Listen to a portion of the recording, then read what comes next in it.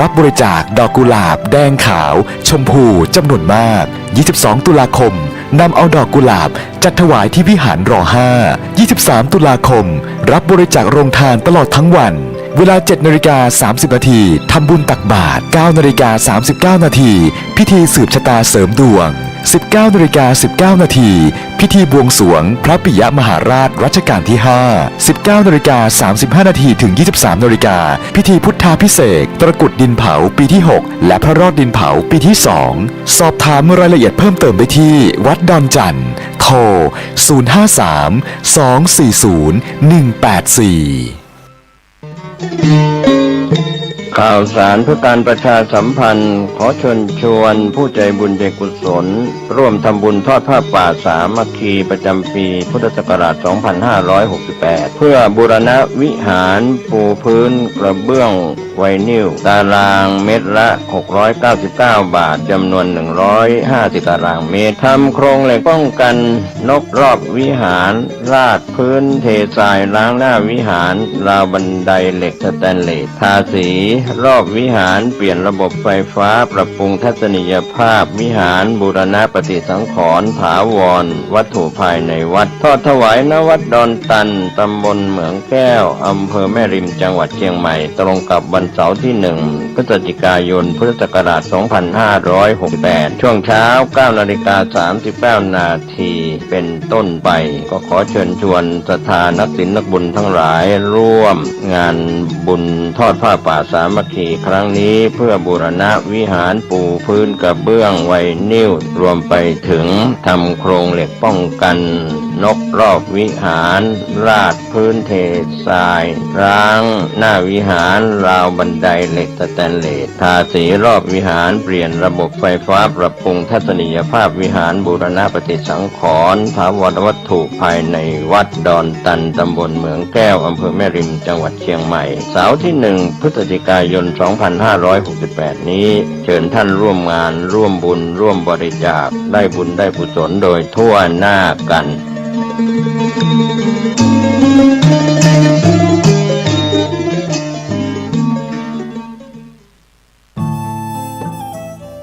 ท่านกำลังติดตามรับฟังสถานีวิทยุกระจายเสียงพระพุทธศาสนาแห่งชาติและสังคมคลื่นเพื่อการศึกษาพระพุทธศาสนาและวัฒนธรรมระบบ FM 104.5 เมกะเฮิรตซ์รายการต่อไปเป็นรายการคดีโลกคดีธรรม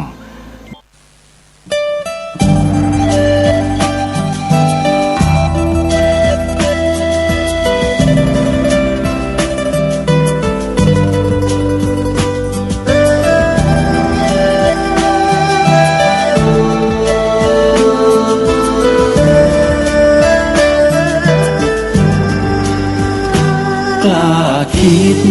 ก็ต้องกล้าทำอย่ากลัวถ้าทำความดีเร่งศึกษาปัญหาให้ทันท่วงทีเมืองไทยจะพัฒนากว่านี้รายการดีๆคดีโลกคดีธรรมขอรำพันบรรยายความคิดเครื่องหมายแห่งสีทั้งสามงามถนัดขาวคือบริสุทธิ์สีสวัสดิ์หมายพระไตรรัตน์และธรรมะคุ้มจิตไทยแดงคือโลหิตเราใสซึ่งยอมสละได้เพื่อรักษาชาติศาสนาน้ำเงินคือสีโสภาอันจอมประชาถ้าโปรดเป็นของส่วนองค์จัดริ้วเข้าเป็นไตรรงค์จึงเป็นสีธงที่รักแห่งเราชาวไทยทหารอวตารนำไปยงยุทธวิชัยวิชิตก็ชูเกียรติสยามประเทศไทย ยที่เจริญมั่นคงมาได้จนถึงทุกวันนี้มิได้เกิดขึ้นจากความหวาดกลัวอย่างคลาดเขลาแต่บรรพบุรุษไทยของเราทุกยุคทุกสมัยล้วนแต่มีความกล้าหาญและชาญฉลาดปกป้องเอกราชสร้างชาติให้เกิดความมั่นคง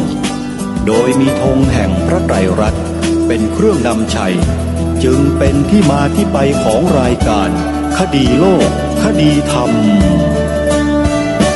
กล้าคิดก็ต้องกล้าท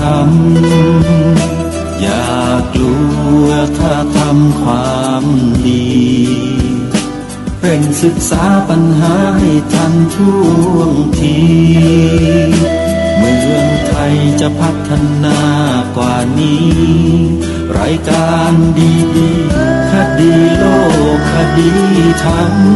รายการดีๆคดีโลกคดีธรรม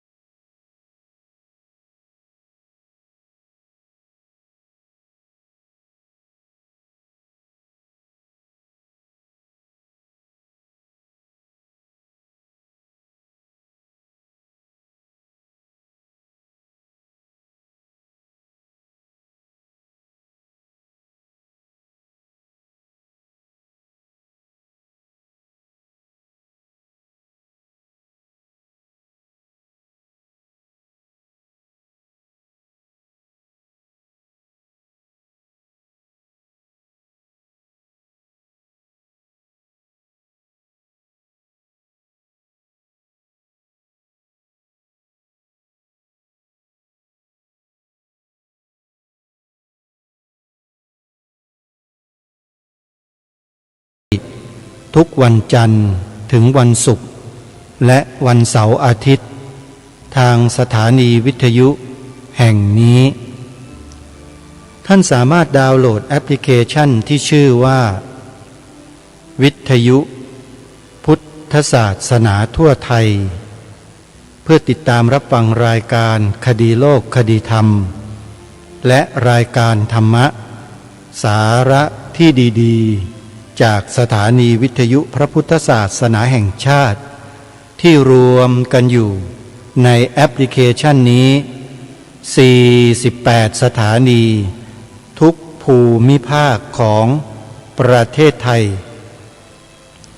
สาธุชนทุกท่านเมื่อวานนี้ทางรายการได้มาย้ำกับท่านผู้ฟังถึงเรื่องความหมายของสีธงชาติไทยของเราทั้ง3สีซึ่งเมื่อวานนี้ก็ได้นำบทความจากเอกสารในงานรวมพลคนรักชาติรำลึกถึงวีรกรรมทหารกล้าครบรอบ108 ปีวันพระราชทานธงชาติไทยของนายทหาร2 ท่านมาอ่านออกอากาศให้พวกเรานั้นได้จดจ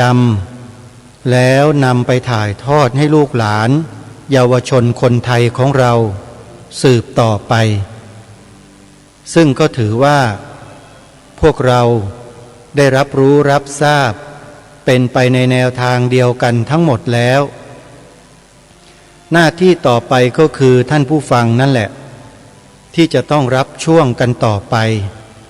ปลุกลูกหลานไทยของเราให้ฟื้นคืนขึ้นมารับผิดชอบต่อบ้านเมืองของเราสืบต่อไปนี่คือสิ่งที่ทางรายการเน้นและย้ำมาโดยตลอด เพื่อขอให้พวกเราได้ร่วมด้วยช่วยกันในเรื่องเหล่านี้ก็ขอฝากสาธุชนอีกครั้งว่าเรื่องของธงชาติไทยนั้นเป็นเรื่องของคนไทยทุกคนที่จะต้องยืนอยู่บนหลักการของบ้านเมืองที่ถูกต้อง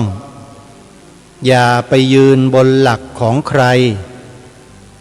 ใครก็ตามที่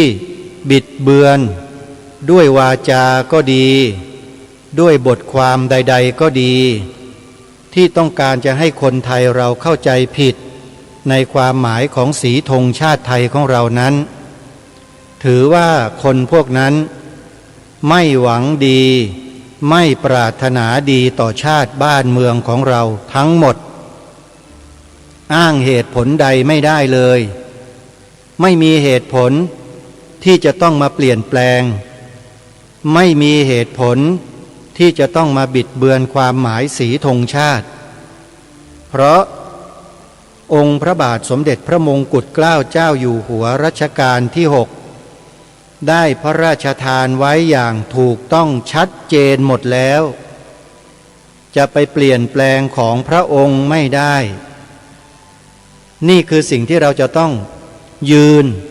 ให้มั่นคงทางรายการจึงได้มาย้ำมาบอกให้พวกเรานั้น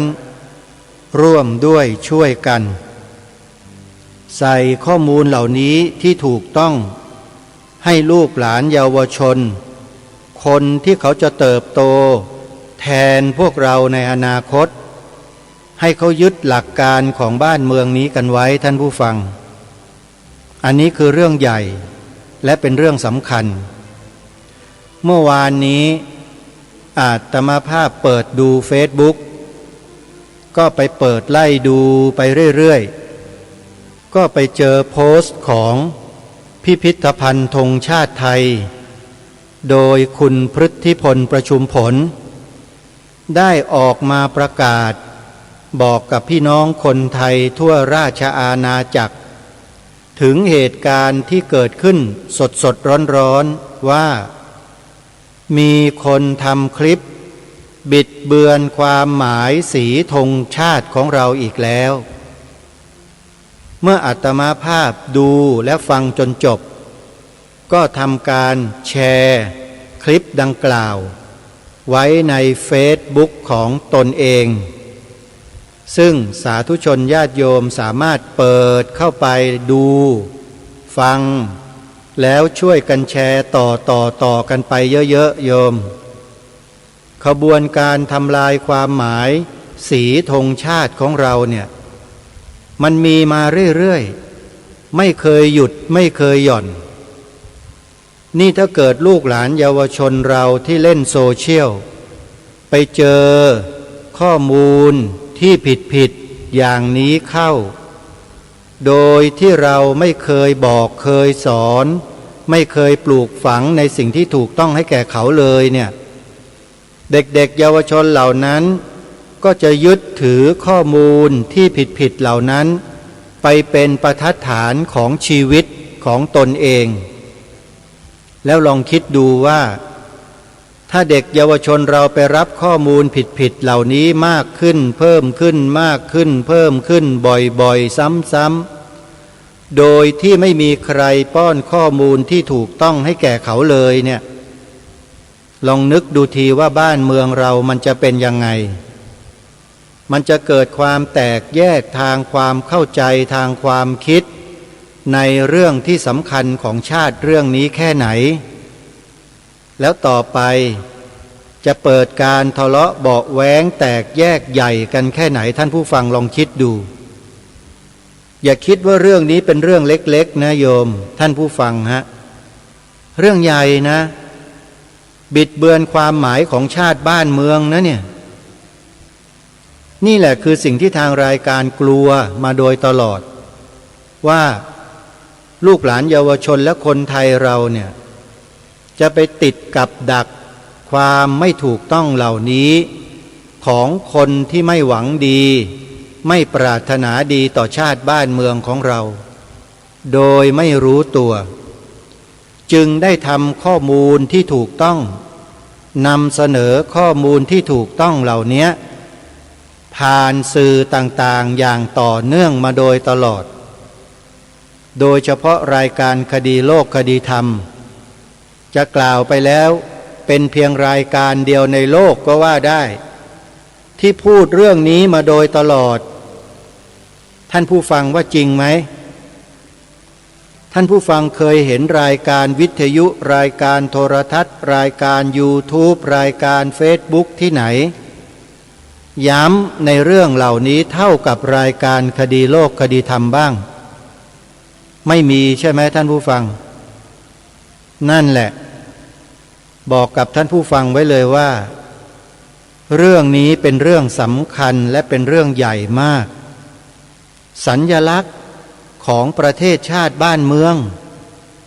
ความหมายเนื้อหาของประเทศชาติบ้านเมืองของเรานะเนี่ยความหมายธงชาติเนี่ยนี่แหละคือเนื้อแท้ของประเทศไทยความเป็นไทยของเราอยู่ที่ผืนธงชาตินี่แหละแล้วคนที่มาบิดเบือนเที่ยวมาทำข้อมูลอันเป็นเท็จนำเสนอออกสู่ระบบคอมพิวเตอร์เนี่ยโยมว่าคนพวกนี้เป็นคนดีไหมเล่าแล้วถ้าเราปล่อยลูกหลานเราไปโดยไม่ปลูกฝังในเนื้อหาข้อมูลที่ถูกต้องอย่างที่ทางรายการได้แนะนำเนี่ยลูกหลานเราจะเดินทางผิดกันไปขนาดไหนลองคิดดูท่านผู้ฟังถ้าเราไม่ทำหน้าที่ไม่ช่วยกันถึงบอกว่ามันเป็นอันตรายต่อชาติบ้านเมืองในอนาคตอย่างมากซึ่งในปัจจุบันขบวนการเหล่านี้ยังคงทำหน้าที่ของเขาอยู่ถามว่าแล้วทำไมผู้หลักผู้ใหญ่ผู้เกี่ยวข้องผู้มีอำนาจในบ้านเมืองจึงไม่ดำเนินการไม่จัดการเล่า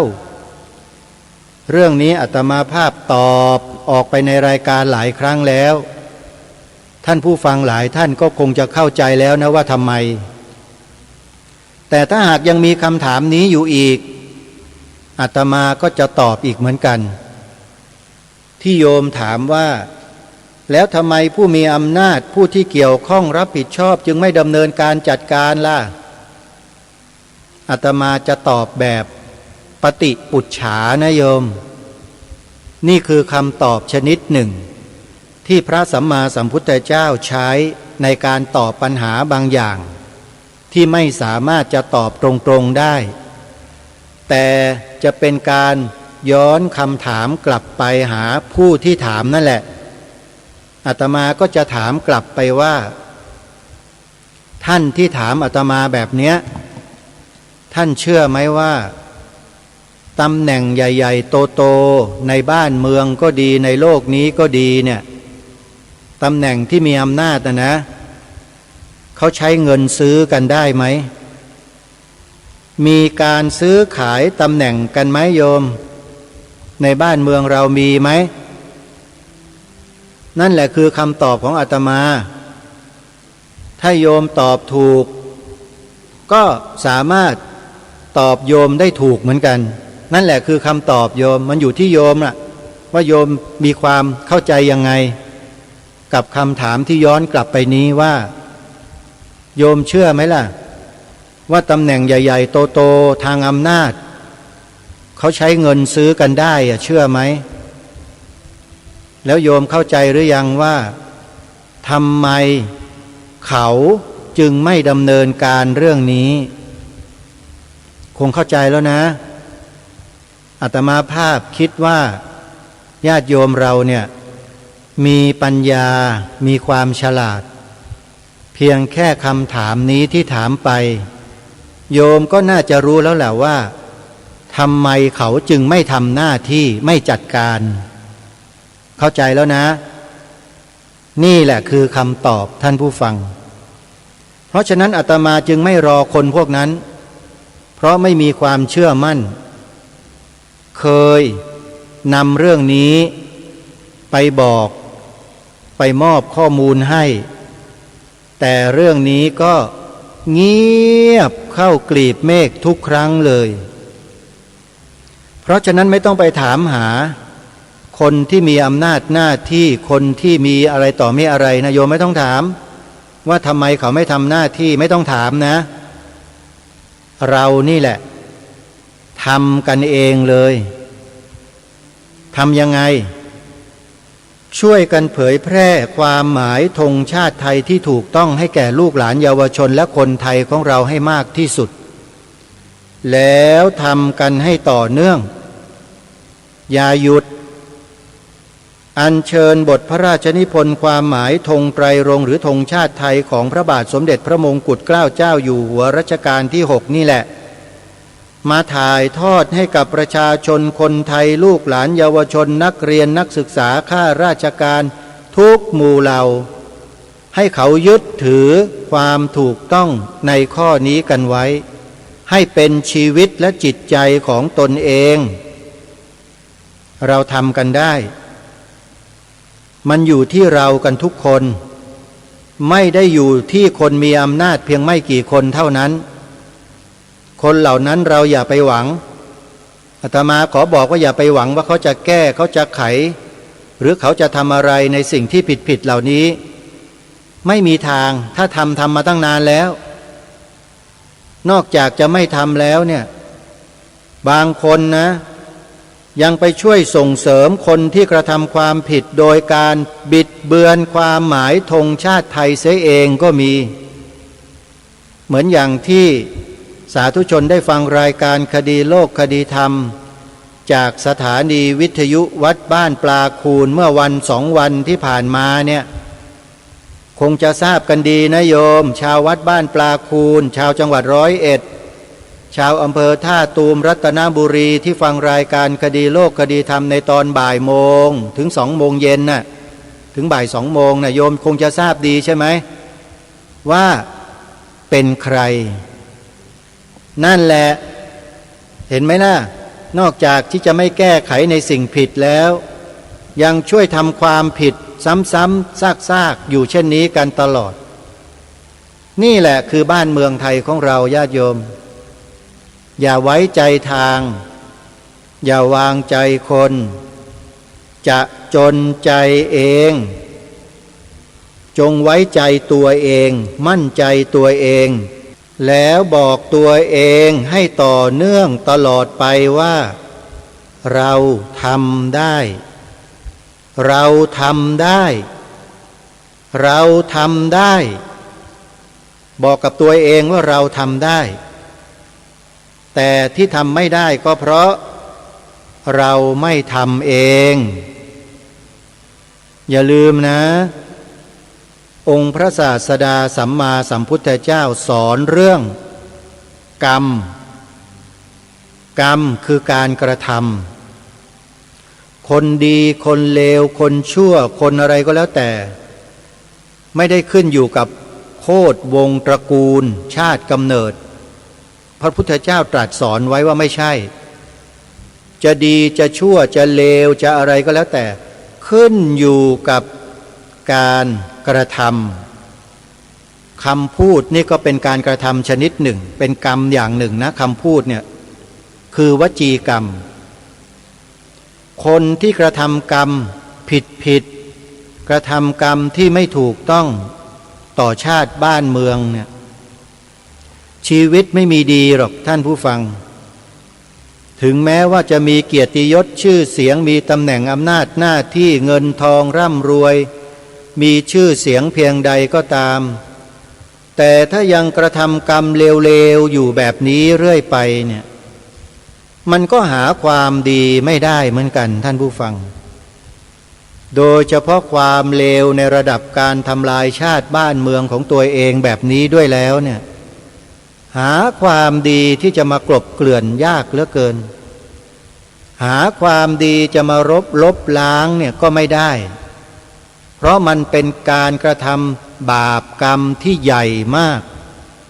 ทำลายชาตินี่มันใหญ่นะมันยิ่งใหญ่มากนะท่านความหมายของสีแดงสีขาวสีน้ำเงินของธงชาติไทยเราเนี่ยองค์พระบาทสมเด็จพระมงกุฎเกล้าเจ้าอยู่หัวรัชกาลที่ 6 พระองค์ได้พระราชทานไว้เมื่อปีพระพุทธศักราช 2461 2461 โยมจำไว้นะ พระราชทานหลังธงไตรรงค์ผืนธงไตรรงค์พระองค์ทรงออกแบบและพระราชทานประกาศใช้วันที่ 28 กันยายน ปีพระพุทธศักราช 2460 และพระองค์ได้พระราชทานความหมายในปีถัดมาคือพระพุทธศักราช 2461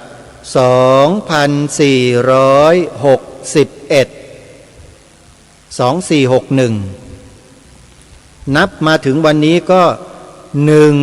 108 ปีแล้วท่านผู้ฟังถือว่าได้เจริญเติบโตยิ่งใหญ่เป็นสิ่งที่มีความมั่นคงถาวรแล้วใครก็ไม่อาจจะมาเปลี่ยนแปลงบิดเบือนของพระองค์ท่านได้อีกต่อไปเพราะเกิน100 ปีมาแล้วสิ่งใดก็ตามที่มีอายุเกิน100 ปีเนี่ยไม่ว่าประเทศใดๆในโลกต่างก็กำหนดว่าเป็นสมบัติอันล้ำค่าของชาติบ้านเมืองเป็นมรดกที่สำคัญของชาติบ้านเมืองไปแล้วใครมาบิดเบือนบ่อนทำลายเปลี่ยนแปลงทำไม่ได้แล้วฮะเพราะฉะนั้นมีอย่างเดียวคือต้องเชิดชูเทิดทูนปกป้องรักษาสืบสารต่อยอดเท่านั้นจะมาทำเป็นอย่างอื่นไม่ได้อีกแล้วท่านผู้ฟัง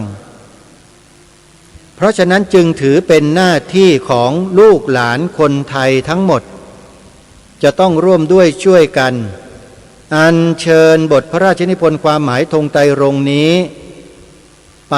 ถ่ายทอดให้กับชนรุ่นหลังต่อกันไป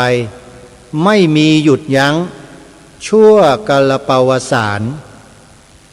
ห้ามเปลี่ยนแปลงนะถ้าหากได้ยินใครหรือเห็นข้อมูลจากที่ไหนก็ตามพยายามจะบิดเบือนความหมายทั้ง3 สีของธงชาติไทยของเราเมื่อไหร่ขอให้เราเข้าไปโต้แย้งด้วยตัวเราทันทีอย่าปล่อยให้มันลอยนวลเคว้งคว้างอยู่ในโลกโซเชียลเฉยๆช่วยกันนำเอาสิ่งที่ถูกต้องไปถล่มให้มันเละเทะไปให้หมดไปเลยไอ้สิ่งที่ไม่ถูกต้องเหล่านั้นเนี่ยแต่อย่าไปด่าเขานะไม่ต้องด่าแค่เรานำเสนอข้อมูลที่ถูกต้องอย่างเดียวเนี่ยมันก็ชักตายแล้วคนพวกเนี้ยเพราะมันขี้อิจฉาริษยาคนที่มีจิตใจอิจฉาริษยาเนี่ยมันต้องการจะทำลายสมบัติของชาติบ้านเมืองเพราะสิ่งนี้ไปขวางความต้องการความปรารถนาอลามกของคนเหล่านี้เอาไว้เข้าใจคำว่าความปรารถนาลามกไหมโยม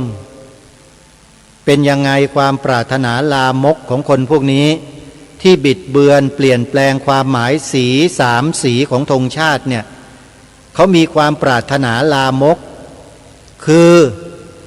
ต้องการจะมาครอบครองประเทศไทยของเรา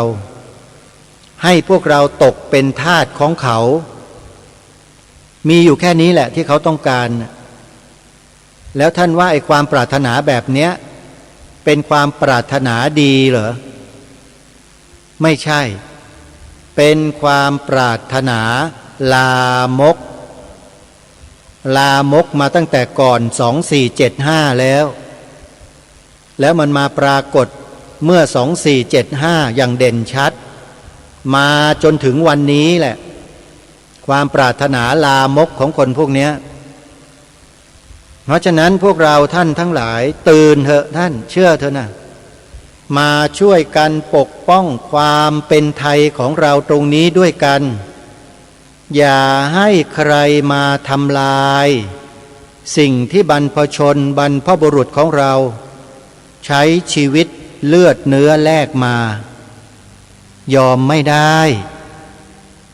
ยุคไหนสมัยใดมันจะเจริญทางเทคโนโลยีแค่ไหนก็ตามไม่เกี่ยวเจริญก็เจริญไปดิแต่ของเราเนี่ยมีความเจริญและมั่นคงมากกว่าถ้าไม่ดีจริงองค์พระประมุขของชาติบ้านเมืองเราจะทรงกำหนดไว้แบบนี้ทำไมล่ะสถาบันหลักของชาติทั้ง3สถาบันเนี่ยถ้าไม่ดีอ่ะแล้วจะทรงกำหนดไว้ทำไมให้พวกเราดูแลปกป้องรักษากันเพื่ออะไรเพราะฉะนั้นจึงหมายความว่าเป็นสิ่งที่ดีเลิศเป็นสิ่งที่ประเสริฐสุดๆแล้วใช่ไหมสถาบันชาติสถาบันพระพุทธศาสนาสถาบันพระมหากษัตริย์มีอะไรจะเหนือกว่านี้อีกล่ะเงินเพชรนิลจินดาทองคำกองเป็นภูเขาเหล่ากามีความหมายอะไรถ้าหากว่าคนที่เป็นเจ้าของยังมีความโลภโมโทสันไม่รู้จักหยุดจักหย่อนมันก็จนอยู่นั่นแหละหาความรวยความพอไม่มีสักนิดหนึ่งจริงไม่จริงความรวยความอุดมสมบูรณ์ความสุขที่แท้จริงอยู่ที่ความรู้จักพอแต่คนที่กระทำสิ่งที่ไม่ถูกต้องดังที่กล่าวมาเนี้ยมันจะรู้จักพอไหมล่ะเนี่ยเมื่อไม่รู้จักพอมันก็กลายเป็นคนอับจนอยู่ตลอดชาติไปอย่างนี้นี่แหละแล้วเมื่อไม่ได้ตามที่ปรารถนาทำยังไงตีอกชกตัวต่อว่ามาดร้ายผู้อื่นเขาใช้วาทกรรมมาสร้างทำลายคนนู้นทำลายคนนี้หาว่าพวกเราที่ออกมารณรงค์กันเนี่ยสร้างความแตกแยกบ้างก่อการทะเลาะวิวาทบ้างไม่เป็นกลางบ้างไม่ปฏิบัติตามคำสอนของพระพุทธเจ้าบ้างบอกว่าพระพุทธเจ้าสอนให้ปล่อยวางแล้วทำไมไม่ปล่อยวางล่ะอาตมาก็จะตอบกลับเป็นคำถามกลับไปเหมือนกันว่าแล้วทำไมมึงไม่ปล่อยวางล่ะมาเรียกร้องแร่แห่กระเชอจะมาเอาประเทศนี้บ้านนี้เมืองนี้เพื่ออะไรล่ะมึงก็หยุดดิอันนี้พูดเหมือนกับหลวงตาสินทรัพย์นะโยมอย่าว่าอาตมานะก็หยุดสิกระเฮี้ยนกระหือรือมาบิดเบือนความหมายของชาติบ้านเมืองเขาทำไมมาบิดเบือนสัญลักษณ์ของประเทศชาติบ้านเมืองเขาทำไมเล่าก็หยุดซะสิทำไมมาทำไมนี่แหละคือสิ่งที่เราจะต้องทวงถามคนพวกนี้ในลักษณะดังนี้แหละท่านผู้ฟังเพราะฉะนั้นขอฝากพวกเราอีกครั้งหนึ่งในวันนี้ว่าอย่านิ่งนอนใจอย่าประมาทเลินเล่ออย่าเผลอไผลอย่าไว้วางใจใครเป็นอันขาดเรื่องความหมายธงชาติเราจะต้องศึกษาเรียนรู้ทำความเข้าใจด้วยตัวของเราเองจดจำแล้วไปถ่ายทอดให้ลูกหลานเราทุกวันทุกวันทุกวันทุกวันอย่าหยุดอย่าขาดเพราะถ้าหยุดเมื่อไหร่พวกนี้ก็จะเข้าแทรกทันทีล้างสมองลูกหลานไทยเราไม่หยุดไม่หย่อนนี่คือสิ่งที่ทางรายการย้ำมาโดยตลอดแล้วมันก็เกิดขึ้นมาโดยตลอดเหมือนกันนี่ล่าสุดเมื่อวานอย่างที่กล่าวไปเมื่อสักครู่ผู้อำนวยการพิพิธภัณฑ์ธงชาติไทยคนเดียวของประเทศไทยคือคุณพฤทธิพลประชุมผลออกมาประกาศชี้แจงต่อพี่น้องชาวไทยในเฟซบุ๊กพิพิธภัณฑ์ธงชาติไทยโยมไปเปิดดูในเฟซบุ๊กของท่านก็ได้ หรือจะเปิดของอาตมาก็ได้นะนรงฤทธิ์ทองแม้นเนี่ยหรือในเพจคดีโลกคดีธรรมเพจตระเวนคนตระเวนธรรมเพจสภาพุทธบริษัทภาคประชาสังคมจิตอาสาเพจไหนก็ได้โยมไปเปิดดูได้เลยคุณพฤทธิพลประชุมผลออกมาประกาศเสียงดังลั่นเลยว่าขอให้พี่น้องคนไทยเราอย่าไปจดจำสิ่งที่เขาบิดเบือนตรงนี้นะดูสิท่านผู้ฟังวันพระราชทานธงชาติไทยผ่านมาเพียงไม่กี่วันเองดูมันทำกับเราเห็นไหมบอกแล้วว่าอย่าประมาทให้ช่วยกันถ้าหากว่าพวกเรายังนิ่งเฉยกันต่อไปอีกเดี๋ยวท่านก็จะรู้เองว่าอะไรจะเกิดขึ้นในอนาคตมันจะมีกระบวนการจัดการหลายๆอย่างเกิดขึ้นในบ้านในเมืองของเราแล้วก็อ้างสิทธิอย่างนั้นอย่างนี้อย่างโน้นแล้วก็บอกว่าคนไทยนิ่งเฉยไม่ได้เห็นคุณค่าอะไรเลยนั่นเขาจะอ้างแบบนั้นเห็นไหมฮะแต่ถ้าเราตื่นตัวนะไม่ใช่ตื่นตูมนะตื่นตัวเรียกลุกปลุกตื่นกันขึ้นมารับผิดชอบต่อบ้านต่อเมืองเนี่ยเราก็จะมีโอกาสสามารถที่จะต่อต้าน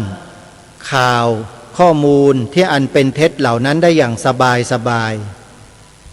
เพราะความไม่ถูกต้องยังไงมันก็แพ้ความถูกต้องอยู่วันยังค่ำนั่นแหละข้อมูลที่ทางรายการนำเสนอออกไปเนี่ยเป็นข้อมูลที่ถูกต้องเพราะ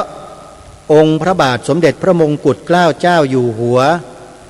ทรงพระราชนิพนธ์ไว้ด้วยพระหัตถ์ของพระองค์เองเราเพียงแค่อัญเชิญของพระองค์ท่านมาเผยแพร่มาสอนมาบอกลูกหลานเราแค่นั้นเองเราก็ชนะ10 ทิศไปแล้วโยมถึงบอกว่ามันขึ้นอยู่กับพวกเราคนไทยทุกคนและทีเนี้ยว่าเราจะช่วยกันหรือไม่หรือจะนั่งเฉยกันต่อให้ฝ่ายศัตรูฝ่ายตรงข้ามมันมาเหยียบย่ำทำลาย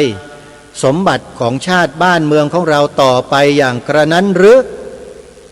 อันนี้พูดแบบชาวบ้านบางระจันหรือเขาจะใช้คำนี้กันเป็นคำถามจะเอาอย่างนั้นหรือโยมจะปล่อยให้ศัตรูมาเหยียบย่ำทำลายอยู่อย่างนี้ร่ำไปกระนั้นหรือถ้าไม่เช่นนั้นลุกออกมานำข้อมูลที่ถูกต้องเหล่านี้ไปศึกษาหาความรู้และจดจำให้แม่นมั่นโดยที่เราไม่ต้องไปดูหนังสือกันอีกเลยกล่าวด้วยวาจาเปล่าๆของเราให้ชัดเจนว่าขอรำพันบรรยายความคิดเครื่องหมายแห่งสีทั้ง3งามถนัดขาวคือบริสุทธิ์สีสวัสดิ์หมายพระไตรรัตน์และธรรมะคุ้มจิตไทยแดงคือโลหิตเราไซซึ่งยอมสละได้เพื่อรักษาชาติศาสนาน้ำเงินคือสีโสภาอันจอมประชาทะโปรดเป็นของส่วนองค์จัดริ้วเข้าเป็นไตรรงค์จึงเป็นสีธงที่รักแห่งเราชาวไทยทหารอวตารนำไปยงยุทธวิชัยวิชิตก็ชูเกียรติสยาม นี่คือสมบัติชาติที่มีความสำคัญยิ่งเป็นมรดกตกทอดจากองค์พระมหากษัตริย์โดยตรงถ้าใครไม่สืบสารไม่รักษาไม่ต่อยอดเรียกว่าคนประเภทนี้ว่าอย่างไรท่านผู้ฟังเป็นคนกตัญญูได้หรือไม่แล้วคนที่ไม่กตัญญูเนี่ยควรคบไหมอกตัญญูต่อบรรพบุรุษของตนเองเนี่ยควรจะคบหาสมาคมด้วยไหมเป็นคำถามที่ท่านสาธุชนคนดีตอบกันเองและเราต้องการจะเป็นคนประเภทไหนล่ะถ้าต้องการให้ตนเองได้ชื่อว่าคนกตัญญูกตเวทีท่านทุกคนก็จะต้องทำหน้าที่ในข้อนี้ให้สำเร็จอย่าบอกว่าทำไม่ได้ไม่มีมนุษย์หน้าไหนที่ทำไม่ได้ในโลกใบนี้ถ้าคิดจะทำที่ทำไม่ได้ก็เพราะไม่ทำความดีความชั่วทำยากทำง่ายทำได้ก็เพราะทำความดีความชั่วทำยากทำง่ายทำไม่ได้เพราะไม่ทำก็แค่นั้นเองอันนี้คือวลีที่ทางรายการคดีโลกคดีธรรมใช้มาโดยตลอดความดีความชั่วมันเป็นของที่มีอยู่มันอยู่ที่เรานี่แหละว่าเราจะทำแบบไหนถ้าเราทำดีเราก็ดีถ้าเราทำชั่วเราก็ชั่วก็แค่นั้นเองทำดีก็ไปสวรรค์ทำชั่ว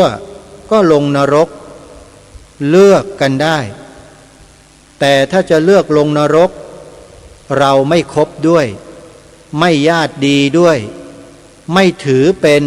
คนไทยด้วยเพราะว่าประเทศไทยเรานั้นเราต้องการคนดีคนดีที่รักชาติรักพระพุทธศาสนาเทิดทูนสถาบันพระมหากษัตริย์ด้วยชีวิตไม่บ่อนเบียนไม่ทำลายด้วยกายวาจาหรือใจจะต้องบริสุทธิ์ใจทั้งเบื้องหน้าเบื้องหลังไม่เป็นคนปากหวานก้นเปรี้ยวไม่เป็นคนหน้าไหว้หลังหลอกไม่เป็นลิงหลอกเจ้าอะไรทั้งหลายเหล่านี้ที่บรรพบุรุษบรรพชนโบราณเขากล่าวไว้เป็นสิ่งที่สามารถนำมาเปรียบเทียบกับคนในทุกยุคทุกสมัยได้เลยท่านผู้ฟังเราเลือกได้เราทำได้อยู่ที่เราไม่ได้อยู่ที่ใครนะการทำในสิ่งที่ดีสิ่งที่ถูกต้องเนี่ยโดยเฉพาะต่อบ้านเมืองต่อชาติของเราต่อพระพุทธศาสนาอันเป็นสถาบันหลักของชาติเราต่อสถาบันพระมหากษัตริย์อันเป็นที่เทิดทูนบูชาเคารพรักอย่างสูงสุดของเราทำได้ด้วยตัวของเราไม่ต้องให้ใครมาสั่งให้เราจงรักภักดีให้เรามีความซื่อสัตย์สุจริตไม่ต้องมีใครมาสั่งทำเองทำได้ด้วยอะไรด้วยสำนึกเรามีสำนึกกันไหมลองไปปลูกลองไปสร้างกันดูซิสำนึกเนี่ยเขาสร้างได้เขาปลูกกันได้สร้างได้ท่านผู้ฟังถ้าใครต้องการจะสร้างสำนึกไวๆนะโยมจะแนะนำให้ไม่ยากเลยไปอ่านหนังสือเล่มนี้อ่านสัก3 รอบอ่านด้วยวินิจวิเคราะห์อ่านด้วยการพิจารณาอ่านอย่างละเอียดลึกซึ้งทำความเข้าใจให้มั่นคงเลยหนังสือเล่มนี้แหละ ถ้าใครได้อ่าน3 รอบคุณจะมีสำนึกเกิดขึ้นทันทีหนังสือนี้ชื่อว่าเทศนาเสือป่าเนี่ยเดี๋ยววันหลังจากออกพรรษาไปแล้วเนี่ยจะนำเทศนาเสือป่าพระราชนิพนธ์ของล้นเกล้ารัชกาลที่6เนี่ยมาอ่านออกอากาศให้พี่น้องคนไทยเราได้ฟังกันเต็มๆเลยทั้ง19 กันเลยฟังกันนะโยมหลังออกพรรษาไปแล้วจะเป็นวันไหนอย่างไรนั้นรอฟังประกาศพร้อมเมื่อไหร่ขอให้เราฟังกันต่อเนื่องไปทุกวันทุกวันทุกวันจนกระทั่งจบเล่มเลยถ้าฟังไม่จุใจอยากจะฟัง3 รอบไปเปิดย้อนฟังใน YouTube มีอยู่2 ช่อง YouTube มีอยู่2 ช่องนะที่เผยแพร่รายการคดีโลกคดีธรรมว่ามีอยู่2 ช่องช่องที่1วัดฝายหินช่องที่2ธรรมะภาคเหนือมี2 ช่องเป็นครูบาอาจารย์ในสายภาคเหนือทั้งนั้นเลยที่อนุเคราะห์รายการคดีโลกคดีธรรมนำคลิปเสียงที่ออกรายการอยู่ทุกวันเนี่ยไปตัดต่อเป็นวิดีโอแล้วอัปโหลดเผยแพร่ใน YouTube 2 ช่องดังกล่าวช่องแรกวัดฝายหินช่องที่2ธรรมะภาคเหนือโยมไปฟังย้อนหลังได้เลยจะกี่เดือนกี่ปีอยู่ในนั้นทั้งหมดขอกราบขอบพระคุณครูบาอาจารย์ในภาคเหนือทุกรูปครับที่ได้สนับสนุนให้รายการนี้ใช้พื้นที่ทางอากาศของสถานีวิทยุของครูบาอาจารย์ออกอากาศในเรื่องเหล่านี้ให้พี่น้องประชาชนคนไทยเราได้เกิดสำนึกในความรักและหวงแหนต่อสถาบันหลักของชาติไทยของเราทั้ง3 สถาบันเมื่อพูดถึงสถาบันของชาติเนี่ยนะโยมอย่าพูดเพียงแค่1 สถาบันนะดึงมาให้ครบทั้ง3สอนลูกบอกหลานกันไว้ให้หมดสถาบันหลักของชาติมี3 สถาบันไม่ใช่1ใครไปเที่ยวพูด1 สถาบัน1 สถาบันอยู่นั่นน่ะนั่นแหละเป็นบุคคลที่ต้องสงสัยมากๆเลยต้องจับตาดูคนพวกนี้ให้ดีนะเขาพยายามที่จะยกย่องสถาบันเดียวแล้วก็ทิ้ง2 สถาบันเอาไว้ลองไปฟังดูเถอะในโลกโซเชียลก็ดีในเฟซบุ๊กก็ดีในรายการวิทยุต่างๆก็ดีจะมีคนประเภทนี้แหละมันคอยสอดแทรกสิ่งเหล่านี้โดยเราไม่รู้ตัวเพราะฉะนั้นเพื่อไม่ให้เราเนี่ยตกเป็นเครื่องมือเป็นเหยื่อของคนพวกนี้เราจงมาฟังรายการคดีโลกคดีธรรมให้ต่อเนื่องและในหลังจากออกพรรษานี้ไปแล้วเนี่ยจะอ่านบทพระราชนิพนธ์เทศนาเสือป่าให้พวกเราได้สดับรับฟังกันเต็มอิ่มเลยญาติโยมคอยติดตามรับฟังกันนะโยมนะในวันนี้รายการก็จะหมดลงแล้วท่านผู้ฟังช่วงท้ายนี้ขอประกาศงานบุญให้ญาติโยมสาธุชนไปร่วมกันสักนิดหนึ่งงานบุญกฐินนะโยมเป็นบุญประเพณีวัฒนธรรมของชาติบ้านเมืองไทยของเราที่สำคัญมากพระพุทธศาสนาของเราที่ยืนยาวมาจนถึงวันนี้ได้เนี่ยก็เพราะเราไปทอดผ้าป่าถวายผ้ากฐินกันอยู่อย่างนี้แหละทุกปีทำให้พระสงฆ์สามเณรมีกำลังใจในการสืบสารงานพระพุทธศาสนากันมาตลอดเพราะฉะนั้นอย่าละเลยให้เราไปร่วมด้วยช่วยกันนะ วัดป่าจริยธรรมอำเภอนาด้วงจังหวัดเลยถวายผ้ากฐิน2 วัน 8-9 ตุลาคมวัดหนองกายอำเภอแม่แตงจังหวัดเชียงใหม่ถวายกฐินวันที่11 ตุลาคมวัดบ้านปลาคูนอำเภอโพนทรายจังหวัด101ถวายผ้ากฐิน2 วัน 11-12 ตุลาคมวัดศรีอุดมวงศ์อำเภอวังสะพุงจังหวัดเลยถวายผ้ากฐิน2 วัน 18-19 ตุลาคมวัดอารามมงคลอำเภอยางตลาดจังหวัดกาฬสินธุ์ถวายผ้ากฐิน2 วัน 24-25 ตุลาคมวัดสวนป่าดอนยานางอำเภอยางตลาดจังหวัดกาฬสินธุ์ถวายผ้ากฐิน2 วัน 25-26 ตุลาคมวัดฝายหินอำเภอเมืองจังหวัดเชียงใหม่ถวายผ้ากฐินวันเดียว 25 ตุลาคมวัดสามชุกอำเภอสามชุกจังหวัดสุพรรณบุรีถวายผ้ากฐิน1 วันปฏิบัติธรรม3 วัน 2-5 พฤศจิกายนถวายผ้ากฐินวันที่2 พฤศจิกายนนะโยมนะวันนี้เวลาของรายการหมดแล้วต้องขอสมมุติยุติไว้แต่เพียงเท่านี้พบกับรายการได้ใหม่ในวันต่อไป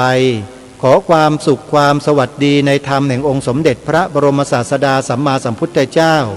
จงปรากฏเกิดมีขึ้นในจิตใจของท่านผู้ฟังทุกท่านทุกคนเทินขอเจริญพรกล้าคิด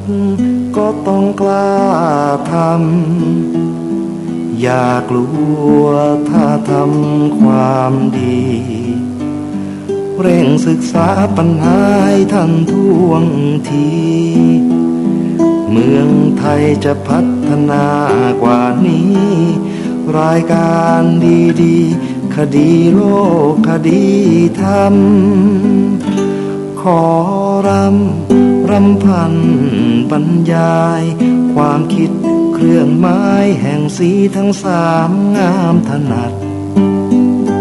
ขาวคือบริสุทธิ์สีสวัสดิ์หมายพระไตรรัตน์และธรรมะคุ้มจิตไทยแดงคือโลหิตเราใสซึ่งยอมสละได้เพื่อรักษาชาติศาสนาน้ำเงินคือสีโสภาอันจอมประชาถ้าโปรดเป็นของส่วนองค์จัดริ้วเข้าเป็นไตรรงค์จึงเป็นสีธงที่รักแห่งเราชาวไทยทหารอวตารนำไปยงยุทธวิชัยวิชิตก็ชูเกี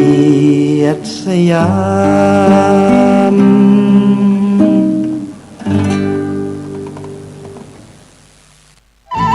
ที่จบไปแล้วนั้นเป็นรายการคดีโลกคดีธรรมดำเนินรายการโดยพระครูปลัดณรงค์ฤทธิ์พระธาตุดอยน้อยอำเภอดอยหล่อจังหวัดเชียงใหม่ขอเชิญชวนพุทธศาสนิกชนทุกท่านร่วมงานตักบาตรเทโวโรหณะประจำปี 2568 ในวันพุธที่ 8 ตุลาคมนี้เริ่มตั้งแต่เวลา 6 นาฬิกาเป็นต้นไปณลานวัดพระธาตุดอยน้อยร่วมทำบุญตักบาตรพระภิกษุสงฆ์นับ100 รูปเพื่อความเป็นสิริมงคลแก่ชีวิตและสืบสานประเพณีอันดีงามของชาวพุทธแล้วพบกันที่วัดพระธาตุดอยน้อยอำเภอดอยหล่อจังหวัดเชียงใหม่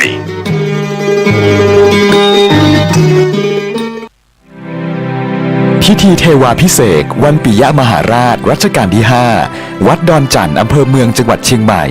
ขอเชิญชวนร่วมพิธีทำบุญตักบาตรสืบชะตาพิธีพุทธาภิเษกตระกุดดินเผาปีที่ 6 และพระรอดดินเผาปีที่ 2 ในวันพฤหัสบดีที่ 23 ตุลาคม 2568 21-22 ตุลาคม วัดเปิดรับบริจาคดอกกุหลาบแดงขาว ชมพูจำนวนมาก 22 ตุลาคมนำเอาดอกกุหลาบจัดถวายที่วิหารร5 23 ตุลาคม